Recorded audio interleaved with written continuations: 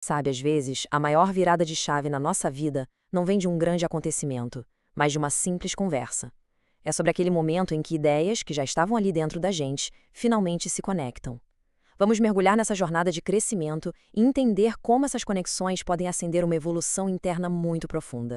A faísca de tudo está aqui. A grande sacada não é aprender algo 100% novo, mas sim permitir que os pontos que já existem na nossa mente finalmente se liguem.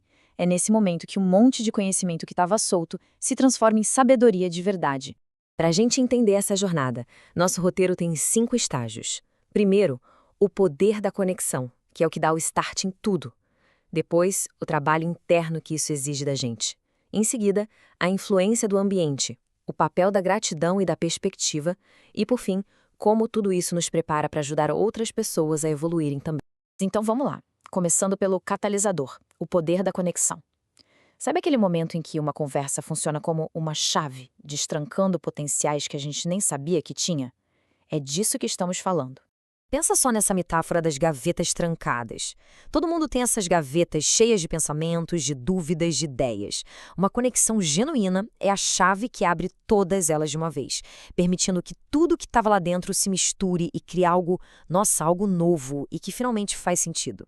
Mas depois que as conexões acontecem e as gavetas se abrem, aí começa a parte mais desafiadora, o trabalho interno. É hora de olhar para dentro e botar ordem na casa. Organizar tudo que a gente encontrou. E esse confronto, olha, ele tem várias frentes. É sobre encarar o nosso próprio ego, as nossas sombras, sabe? Aquelas partes que a gente prefere não admitir que existem. E é sobre fazer uma escolha consciente entre o que a gente quer ver e aquilo que, por puro conforto, a gente prefere continuar ignorando. E é bem aqui que entra o equilíbrio. A sabedoria está em entender que não dá para mudar tudo. Algumas coisas simplesmente são o que são. Mas o nosso comportamento e a nossa perspectiva, esses sim estão sob o nosso controle. E é aí que mora o verdadeiro poder da transformação. Só que esse crescimento não acontece numa bolha, né? O nosso ambiente e principalmente as pessoas com quem a gente convive têm um papel gigantesco nessa jornada. E isso levanta uma pergunta fundamental, uma reflexão que vale a pena fazer de tempos em tempos. O círculo de pessoas à nossa volta está nos empurrando para frente, para a evolução, ou será que nos mantém parados, na estagnação, no mesmo lugar de sempre? Essa imagem aqui ilustra isso perfeitamente. De um lado, o círculo da evolução, gente que quer crescer, que busca se desenvolver. Do outro, o círculo da estagnação, que foca só na curtição, em viver o hoje sem pensar no amanhã. A escolha de qual desses círculos frequentar é totalmente nossa.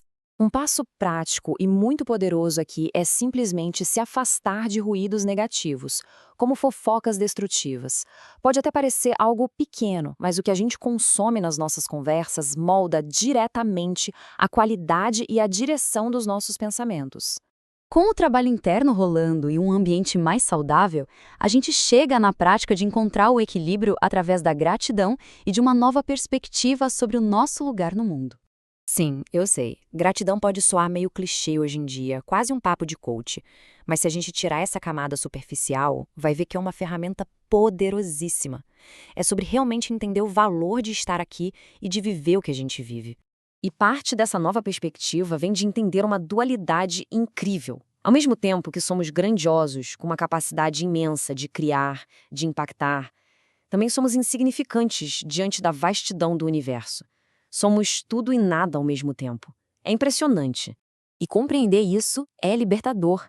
Tira um peso das costas, sabe? Alivia a carga de nos vermos como o centro do universo, como a principal vítima de tudo. A gente percebe que nossos problemas, por maiores que pareçam, são parte de um quadro muito, muito maior.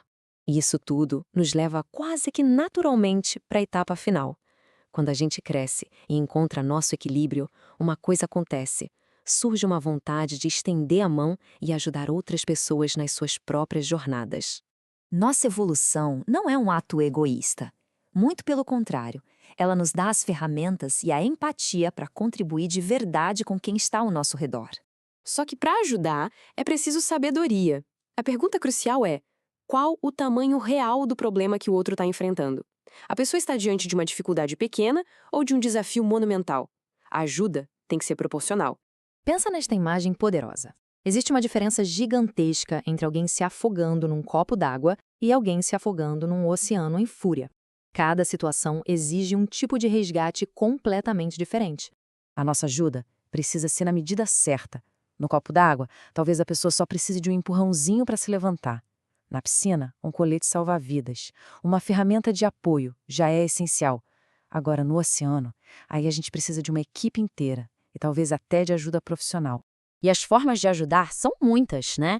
Dar a mão, pesquisar soluções juntos, buscar quem sabe mais, ou simplesmente aprender com a dor do outro para ampliar nossa própria compreensão. O segredo é sempre calibrar a ajuda para o tamanho do problema. No fim das contas, a mensagem aqui é de união. As lutas são individuais, cada um tem seu caminho para percorrer, mas a jornada não precisa ser solitária. O crescimento mais profundo acontece quando a gente aprende, evolui e se apoia mutuamente. E isso nos deixa com um convite. Simples, direto, mas incrivelmente poderoso.